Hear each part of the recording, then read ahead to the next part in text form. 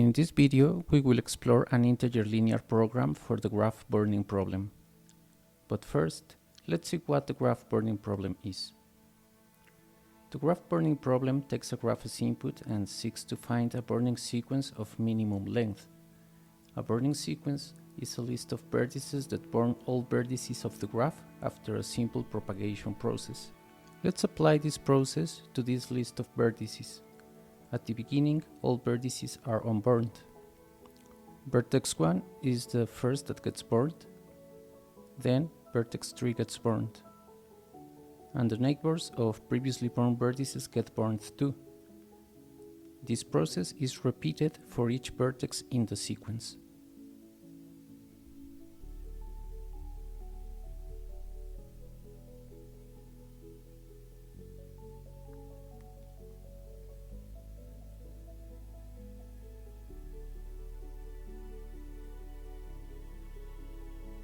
Since all vertices get burned at the end of the process, this is a burning sequence of length 7. However, this is not the optimal burning sequence. The optimum for this specific graph instance is the following, and its length is known as the graph's burning number.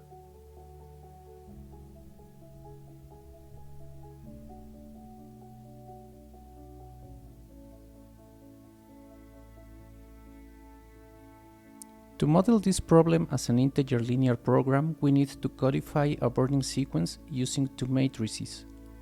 The entries of these matrices are binary decision variables. The rows represent the vertices, and the columns the steps of the propagation process. Let's see how this burning sequence is codified. First, the entry S11 is set to 1 because vertex 1 is burned at step 1 of the propagation process. Then B11 is set to 1 because at step 1, vertex 1 is the only burned vertex. In the second step, entry S32 is set to 1 because vertex 3 is burned at step 2. Then entries B12 and B32 are set to 1 because previously burned vertices remain burned, and vertex 3 has been burned too. Besides, entry B22 is set to 1 because it is in the neighborhood of a previously burned vertex. In the third step, entry S53 is set to 1 because vertex 5 is burned at step 3. As before, the previously burned vertices remain burned, so entries B13, B23 and B33 are set to 1. Entry B53 is set to 1 too because vertex 5 has just been burned. Then entry B43 is set to 1 because it is in the neighborhood of some previously burned vertex. To this point, all vertices are burned. Since adding extra vertices to the burning sequence does not hurt and a burned vertex always remains burned, we can keep setting up to 1 any entry in columns 4 and 5 of the S matrix and all the entries in columns 4 and 5 of the B matrix.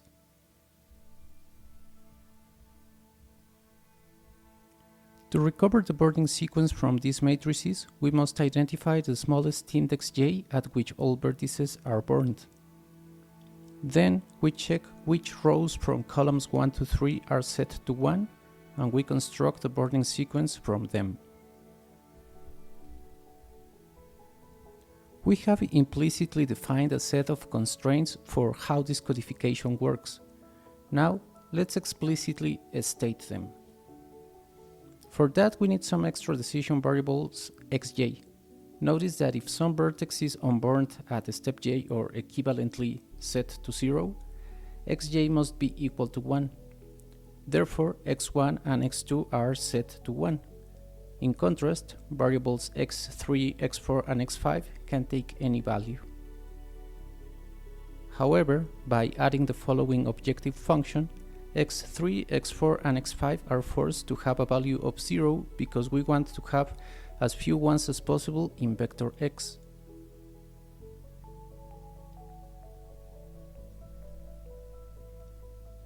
Since vertices cannot get burned spontaneously, we need the following constraints.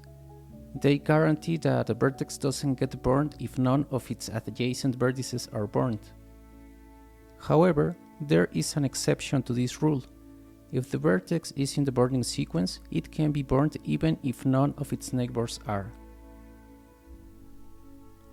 Thanks to our objective function, a vertex will be burned if nothing prevents it. Finally, only one new vertex can be selected at each step of the propagation process. Namely, the sum of the entries of each column in S must be equal to 1. So, this is our integer linear program for the graph burning problem.